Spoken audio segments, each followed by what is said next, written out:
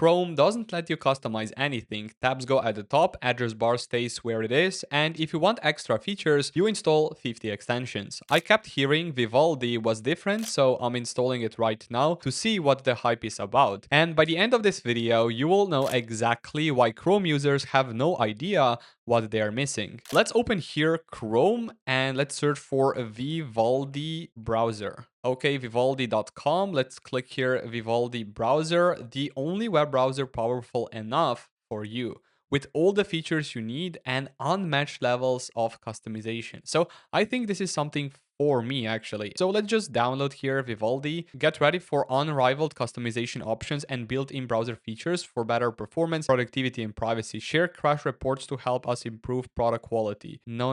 Let's click here on advanced. Here we have language English, installation type per user. Let's go all users. And then let's go here, accept and install. Okay, welcome to Vivaldi with everything you want and more built in, the only browser powerful enough to match you. So let's click on next straight away. Unlock the full potential of Vivaldi with a free account. Let's skip this one. Bring your favorite features to Vivaldi. Skip this as well. We care about your privacy. I will click here block trackers and ads. Make Vivaldi yours. Now on here on left, we already have this kind of a sidebar. And on top, we have tabs just like Chrome has. And here, if we go to make Vivaldi yours, we have follow operating system theme color. But what if we go here, click on the dark one, paint soft pink. Let's try with the Vivaldi one. Where do you want your tabs? Top, left, bottom, right. Even put the tabs at the bottom. Now, this is really cool. But I think I should go here with the classic one on top. So let's click here on continue. One more thing. Let's click on start browsing. So all set, you're ready to browse. Now I guess I can pretty much do whatever I want with this browser. Now let's try here and click on plus to open a new start page. And you can see that it here uses 21 megabytes of the memory. That's pretty cool. Privacy statistic, of course, everything is set to 0. Now on top here, I find this really cool button, workspaces. Get organized with workspaces. Organize tabs by separating your social, work, and hobbies into workspaces. And what if I, for example, go here, click on this airplane, and let's type it here, travel, create. And now we have here this travel workspace with 2 of the tabs inside, which are the start pages. I guess you can create here this workspaces, which are like folders which contain the tabs here inside the browser, which I think it's pretty cool, to be honest. And then here on the left we have here this panel. So I guess this is the downloads folder. We have here history, of course, translator. So pretty cool sidebar, but you can also remove it here by clicking this option. And then here we have the Vivaldi browser. Let's go here to the settings to see if there are any differences to Chrome browser. Oh, before I forget, can we talk about this keyboard for a second? This is the Keychron K2HE Concrete Edition. The housing is cast from real concrete, and because it's hand poured, every single one comes out slightly different. Mine looks completely unique. It uses magnetic Hall effect switches, which means the keys never physically touch, so they feel insanely smooth.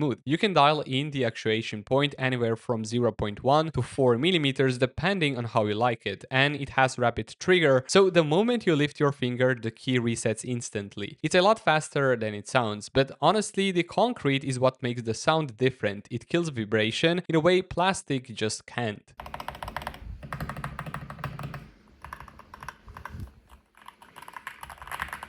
Keychron makes a ton of keyboards at all different price points, so if you've been thinking about upgrading, link is in the description. Anyway, back to the video. Let me just open up here the Chrome browser as well, so you can see that Chrome has this settings right here, but Vivaldi, as you can see, has plenty of more. So let's deep dive here into the appearance. Website appearance, I want it to be, let's say, light, and window appearance. We have open settings in a tab, open pop-ups in tabs, use animation. So this is really cool. We can use animation, use buttons in arrange colors, use native window, show title bar. Let's try to enable this. Fade colors in background windows. Let's also try to do this as well. And use simple scroll bars. Yeah, let's try this one as well. User interface density, regular. Now, if we go here to the themes, we can pick from a ton of the themes. Pretty much we can go, for example, with this one, human, private, subtle, Vivaldi, which has this rounded corners here on top, which I think looks pretty cool. And we have purple rain even. I think that the default one looks the best. And then we have the tabs. So currently we have tab bar position here on top. So this is just regular stuff from Chrome, but we can even put them here to the bottom, which I think it's pretty cool.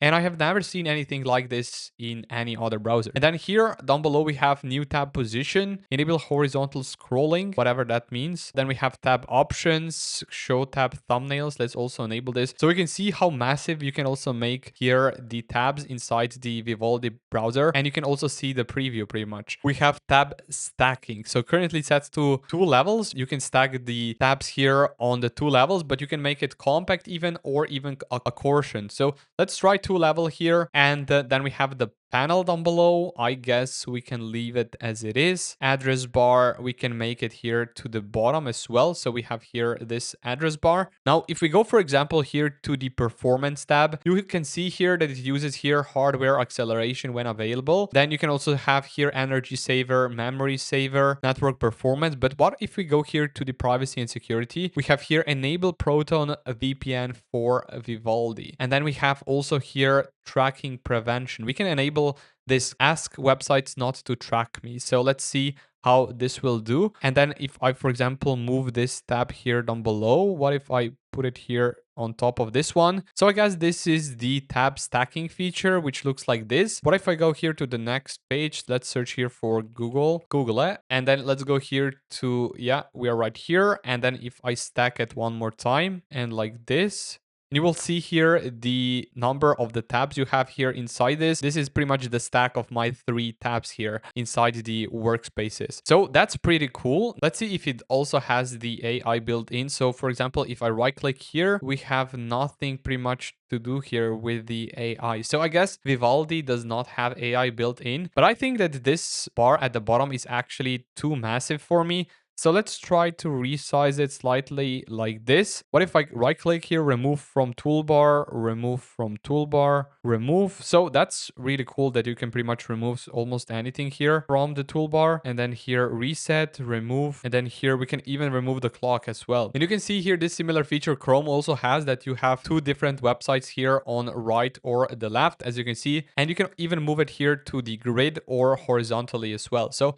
I think this looks pretty cool. And then you can go back by clicking here on tile tabs. And one thing which I found out also, that this bar at the bottom also changes the color based on the website you're on. For example, currently we are on Amazon and we have this yellow bar here at the bottom. Then on Google, it's blue. And then if I go here, for example, on another Google search, you can see that we have this dark blue color. So I think this is really cool. And what if we go here to the settings like this? If we go here to the themes, and if we go here to the editor, we can change here the background, the foreground, highlight, and accent. But what if we go here to get more themes and install one third-party theme for Vivaldi browser? Popular themes, so you can see pretty much that there's a ton of them. I think we can go just with this first one, Pokemon Room. Let's try this one, download theme, animated background. Animated themes may reduce performance and battery. Right now, I will have to here click on install. And then if I go here to the new tab, we have this really cool animated background. Now, this is really, really cool. Yeah, this I haven't pretty much seen in any other browser, that you can have here this new page animated. Now, this I think really is something different than Chrome. Now I have this theme installed, but I would also like to try here the tabs on the sidebar. So if we go here, tabs, let's put them here to the left. And this is very similar to the Arc browser, but the previews are too massive in my opinion here. I think I just messed up something in the settings here of the Vivaldi browser. But overall, I think that the Vivaldi browser has a ton of the features